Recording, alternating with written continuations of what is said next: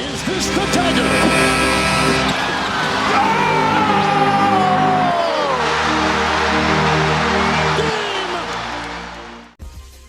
G'day guys, JB here coming at you with another video. This one is our round one review for the 2023-24 NBA playoffs. The second round has already started, but with the first round only finishing up around 36 hours ago, I wanted a bit of time to let that sink in and certainly give myself a little bit of time to be prepared to talk about the second round. Some interesting matchups, some interesting results, probably going to be some even more interesting fallout from each particular series. And I think it's going to be a playoff series that becomes very telling for the future of the NBA. Certainly round one at least, but certainly these playoffs are going to be very, very telling for the future of the NBA going forward. So, without further ado, let's get into it. Let's get into the first round of the 2024 NBA playoffs, and we'll start with the number one seed in the East, the Boston Celtics, getting the win 4-1 over the Miami Heat. Miami managing to get game 2, 111-101, but Boston in control of the series outside of that. Won by 20 in game 1, 114-94.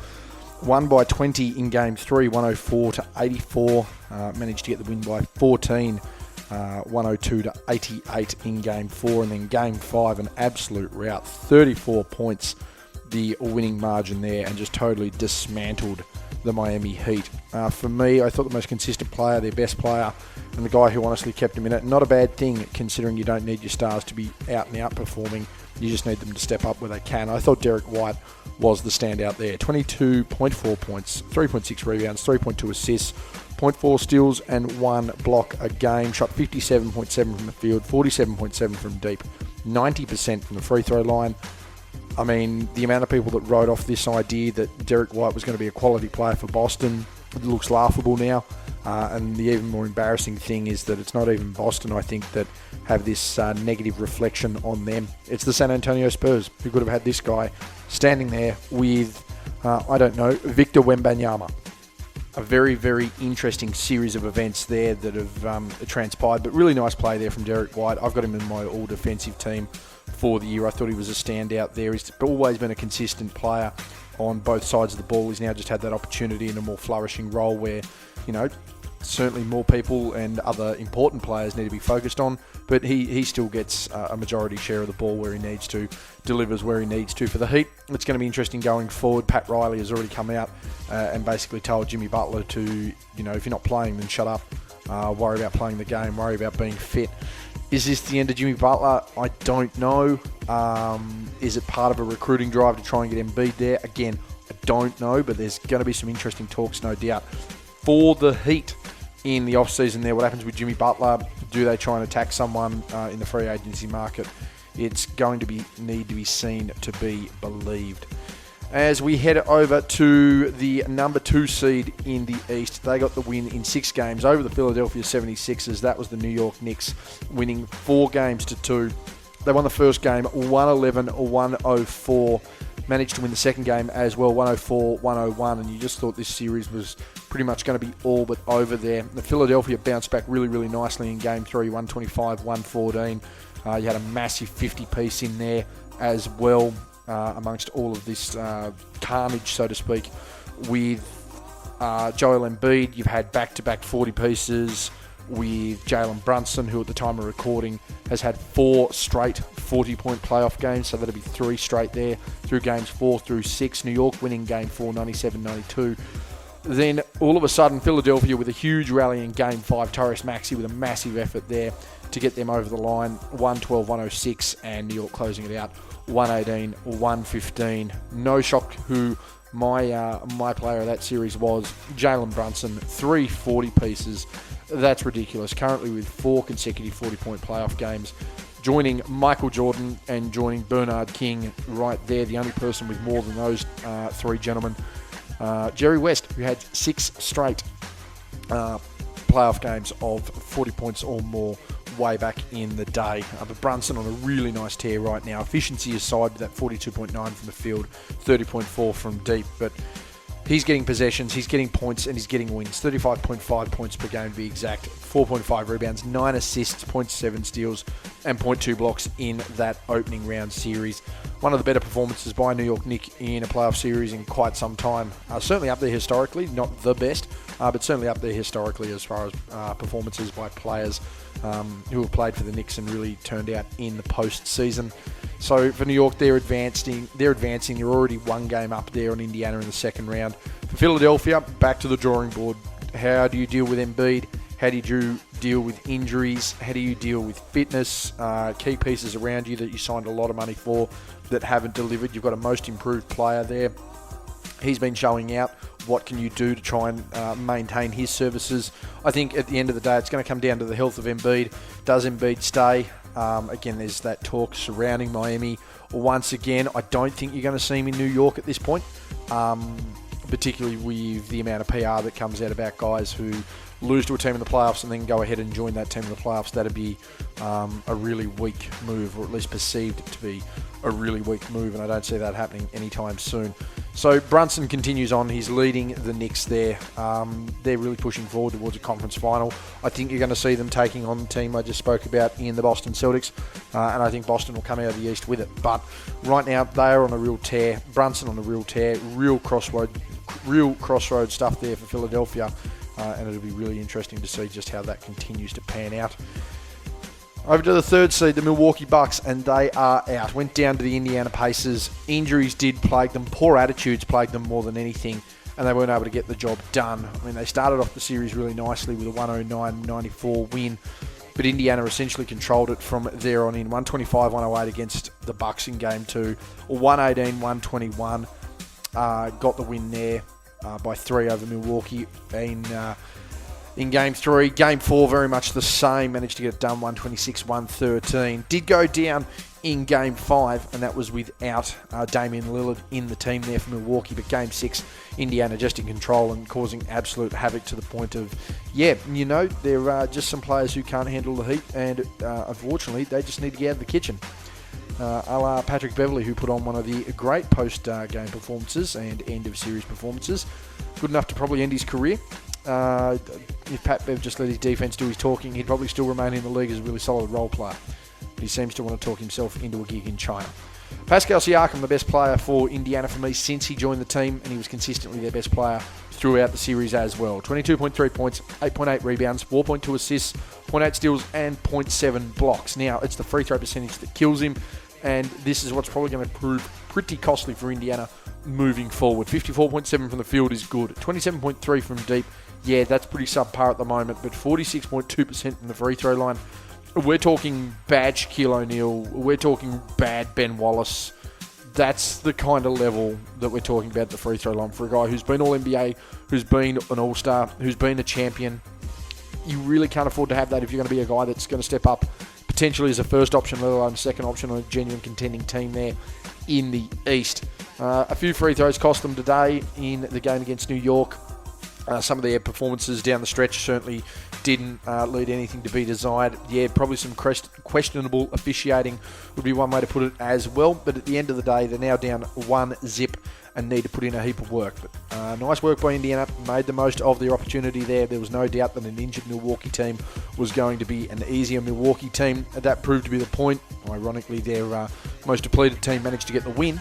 But they got the job done. Predicted that they would get over the line if Giannis remained hurt. He did, and Indiana move on comfortably there to the second round. And the final matchup in the East, the one I predicted would go 7, did go 7, an absolute barn burner of a series. Cleveland getting the job over the Orlando Magic, 4-3. Donovan Mitchell with a massive series. He had a 50-piece in there as well, but I do want to touch on Orlando as we get towards the end of it. Cleveland getting it done very early on, a 2-zip series start, 97-83 to 96-87. Orlando bounced back very nicely to square it up, 121-83 to 112-89. Cleveland, do or die, Game 5, got up 3-2. Orlando forcing a Game 7 there with a 103-96 in Game 6, but Cleveland rallying really, really hard in Game 7, managed to get the job done off the back of Donovan Mitchell. There should be no surprise as to who my player of the series is there in Donovan Mitchell. this is a guy who was continuously doing this throughout the year, and everyone seemed to fall back into the, well, he's not really that good, is he? Oh, well, we won't talk about him anymore, and he's injured and they're no good, so we need to trade him. Donovan Mitchell proved this year that he was the man in Cleveland. He's the man to get them, firing and get them going. Do they probably need a more dominant one option? Yeah, absolutely. But you could also argue that everyone else now needs to hurry up and lift, considering you've got a guy here who's a known playoff performer, a known playoff scorer. No one talks about it for some unknown reason with how he used to play in Utah. But it was really clear that he was the number one option in Utah. It was really clear that he was delivering offensive performances in the playoffs that only Karl Malone had ever delivered for that team. Not a bad comparison when you want to consider a bloke that when he retired was the second all-time leader in points and pretty much holds every Utah record. So that's the kind of player that Donovan Mitchell can be. It's the kind of player he has been. It'll be the kind of player he continues to be until someone finally starts to believe in him. But a really nice series for him. 28.7 points, 5 rebounds, 4.4 assists, 1.4 steals, 0.4 blocks, 45.9 from the field, 25% from deep, and 82.4 from the free throw line. You're also factoring in the 50-piece, the massive closeout in Game 7, getting them over the line. They want Boston. I don't know how well they're going to go against Boston, but they really want to compete against Boston. That's the attitude they need. They got their first playoff win since in a series without LeBron James since 1993. So this is pretty much the best non-LeBron Cavs team that this franchise has seen for 30 years. Let's just have a bit of perspective on that performance right there. Really big effort there by Donovan Mitchell. Of course, the other side of this, though, is Paolo Banchero more than stamped himself on this league in this first round. Now, result didn't go his way. That's pretty evident. Didn't have any help in Game 7. That's even more evident. But for anyone who wants to question Paolo Banchero as a player for what he's delivered, for his ability and what he's been able to do, especially in his second season, you really need to take the covers off the eyes there right now. You need to move your hands away from your eyes. Stop hiding behind the pillow and really appreciate exactly what Paolo Banchero is doing right now. He's about to head into his third season. He's only going to get better. And right now, Orlando have realised this is the guy we're going to hitch our wagon to, and we need to get some support around him. Because at the end of the day, one of the big reasons they didn't win Game 7 was the fact that none of his support did anything. His two other alternatives on offense went 3 of 25. 1 of 15, particularly from Franz Wagner.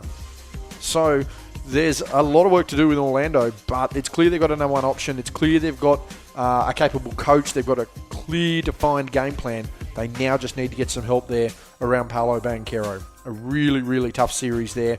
Fun one to watch there in the East.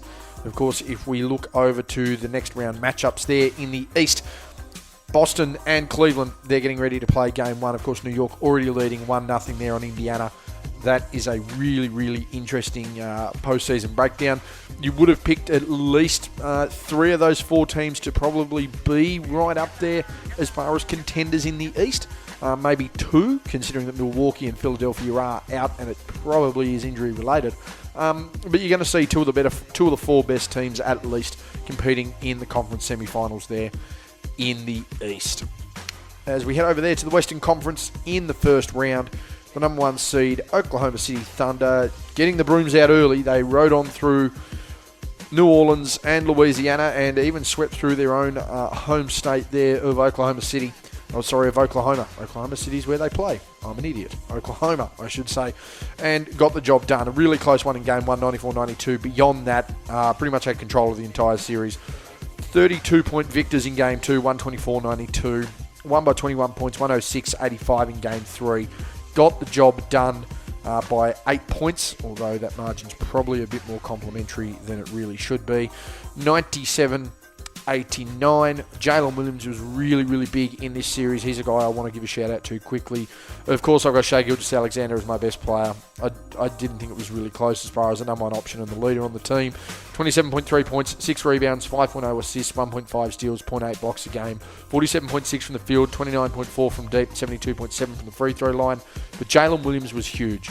And the reason that he was huge was because he presents an option there between the 3 and the 4 that really takes away from the fact that you still have to guard Chet Holmgren, you still have to take away SGA, you've still got to worry about Lou Dort defensively, Casey Wallace you've still got to deal with, and Josh Giddey you've still got to deal with as well, just to name a few players. So when you look at what Jalen Williams can bring, he's a guy that you need to be accountable for But of all those guys I just mentioned, you're not going to try and get an offensive mismatch on Jalen Williams. You're going to try and get that mismatch there and try and switch someone like a Lou Dort out of the way on to a weaker option. On offense, you are certainly not going to worry about Lou Dort, but you are more inclined to worry about the creativity of a Josh Giddey, certainly more worried about the ability to score there in a Shai Gilgeous-Alexander, and certainly more worried about the length and presence that a Chet Holmgren brings. So as far as best player in the series, yeah, I got no issues with it being Shai Gilgeous-Alexander, but one thing a lot of people want to check out on is just how good Jalen Williams was and just how valuable he was in this series. The Pelicans obviously were without Zion Williamson. I don't think Zion changes the overall result of the series, but I think it does speak volumes to the fact that, Brandon Ingram didn't really step up. CJ McCollum didn't really step up. Jonas Valanciunas is still a big body, and that they do have a lot of good defensive assets, but maybe they are too defensively inclined. And if health isn't going to be on their side, they're not necessarily going to be competing, or certainly not be within a Bulls roar, shall you say, when it comes down to things there in the postseason. So the Thunder getting it done there, moving on to the number 2 seed. And it was the Denver Nuggets who, despite trailing for pretty much 70% of that series as far as game time, only lost the one contest, and it happened to be to avoid a sweep there by the Lakers. Won the series 4-1. The Lakers lost on a tough shot there in Game 2. They lost on a tough shot in Game 5. They were dominated in Game 1, 114-103. The tight one, as I mentioned, 101-99 in Game 2. Denver just rolling on and getting it done in Game 3, 112-105. A nice rally by the Lakers in Game 4, but it was a Jamal Murray winner once again in Game 5, getting it done there for Denver. We know who the closer is. We know who the key players are. But the reason it all comes together is because of the guy on screen, and that's Nikola Jokic. Massive series. Underwhelming series when you look at every pundit that's talking about it, for the fact that there was big games by Aaron Gordon when it needed to be, a big game by Michael Porter, big shots by Jamal Murray. And no one's talking about the fact that the leader of the team had around 28, 16 and 10. Wasn't overwhelming in the entire series, and yet he had 28, 16 and 10. 1.2 steals, 0.2 blocks, as you can see. 59.1% from the field, made a third of his deep balls, and 92.6 from the free throw line. Of course, the issue right now for Denver, as we will get to that very shortly, they are down 2-0. And they are down against the team that I am about to talk about that took on the Phoenix Suns. And they look like they are certainly up the creek. They're without a paddle, and there doesn't look like there's going to be one floating downstream any time soon. There appears to be injuries to Jamal Murray, and there just appears to be too much size for them. Now, what is it about Denver that's causing this issue? I don't know. I do know that going against the Lakers was always going to be easy because the Lakers rely too much on two people, and they don't have enough consistent supporting players in that squad to be able to hurt them. You also have players that, they don't commit defensively. So you had a lot of players who were able to sneak off. You had a two-man game that was too hard to guard because you don't have a willing and capable perimeter defender to help Anthony Davis. That's completely different here in this Minnesota series, who have too much size, who have too much length, who are too cohesive, who are defensive-minded, and can kill you on the offensive end. So it does make things a lot harder. And that's essentially where the Nuggets are running into their problems right now. For the Lakers, what do? I mean, do you ride out the career of LeBron James? Do you stick fat with Anthony Davis? Do you have enough assets to trade around? Changing your coach, I don't think is going to do much without actually changing the roster and the commitment of the players. There's a lot to be done there in Los Angeles. I don't think they're going to be any worry for anyone anytime soon. Of course, they're talking about the fact that JJ Redick's likely going to secure that coaching job. Great, good on him, but I'm not going to really understand or like the result that's going to come out of this, and nor do I think Lakers fans are either. I think it's just time they need to move on from this, from the LeBron phase. They just need to move forward. They've got Anthony Davis, and I think they need to try and build around him and build a sufficient team, similar to his New Orleans teams a few years ago, that were really well-rounded across the board, that managed to get the job done, and everyone competed. I think if they're able to get a side like that again, with a few more three-ball shooters, stretching out the floor, letting Davis roam defensively, you're as competitive, if not more competitive, than the Lakers. It's as simple as that. And Anthony Davis gets out of that shadow realm, which he somehow managed to get stuck in. Over to the third seed, the Minnesota Timberwolves, sweeping the Phoenix Suns, getting it done. And I spoke about this previously. The Suns are either a team that's going to force you to play tough basketball, that are going to be on and unstoppable, or they're a team that just couldn't stop anything. They turned into the latter rather than the former. Minnesota, 120-95, 105-93 in their first two games, and then turned around against Phoenix on Phoenix's floor and went 126-109 or 122-116. Everyone's finally talking about him. I've been talking about him since Karl Anthony Towns went down last year, when I thought they should have traded Karl Anthony Towns and hitched their wagon to the great man. And now all of a sudden he's gone from, well, geez, he had a really solid year and he's made the Team USA squad, to, geez, he played really well in Team USA, to, geez, he's played really well in the regular season, to, hey, let's compare him to Michael Jordan and Kobe Bryant. Complete 180 on Anthony Edwards. I'm all for it. I think there just needs to be some patience with it, but I'm certainly all for it because, you know, I thought this guy was a top 5 MVP candidate last year. I thought he was All-NBA second team last year. Had him just outside my top 5 in the MVP this year, essentially tied for 5th, along with Banchero and Tatum. And I had him All-NBA second team again. I'm justified on this one. The dude absolutely balling. 31 points, 8 rebounds, 6.3 assists, 2 steals, 0.8 blocks, 51.2 from the field, 43.8 from deep, 83.9 from the free throw line. And you want to throw an extra comparison, he's also getting the 2006 Dwayne Wade vibes as well. You've got a young guy who's committed to a young franchise, who's really worked on rounding off his game, which he's done really, really nicely. He's competitive. He wants to get the job done. He's playing on a really good team. He picks up his teammates and gives them all the credit. He takes all the blame. He's the kind of leader that you want. And he's proving to be an A1 leader right now. Getting it done against the Suns. They've got their own problems. Of course, Minnesota also getting it done right now. Second round against Denver. They look like they're going to make a conference finals. And don't want to say it too loudly, but they're looking like numero uno in the playoffs right now. In comparison to the Suns, who, too many players, not enough basketballs, not enough responsibility. You've got a coach who can coach. Frank Vogel, there's no doubt about it. You've had plenty of options next year. Grayson Allen obviously didn't play the last 2 games of this series.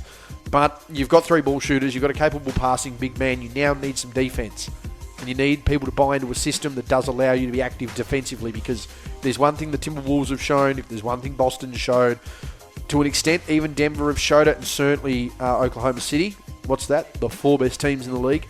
You need to be able to pour in points, but ultimately you need to be able to lock down defensively as well. And that's exactly what Minnesota are doing. They're putting on one of the best defensive stretches that we've seen this season, and it's working wonders for them. They're 6-0 in the postseason. They're getting the job done. That's all that's asked of them. That's all that's required of them. They are cruising through and look like they're going to be a conference finalist.